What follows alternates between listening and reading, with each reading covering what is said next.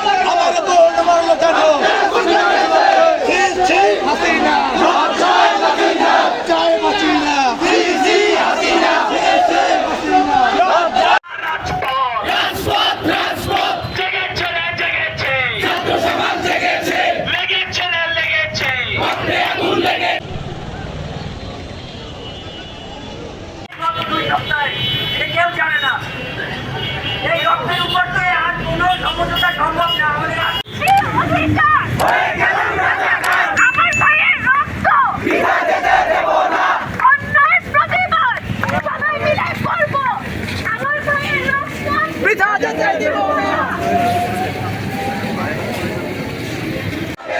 বাধা আসবে যেখানে, লড়াই হবে সেখানে, লড়াই লড়াই লড়াই চাই।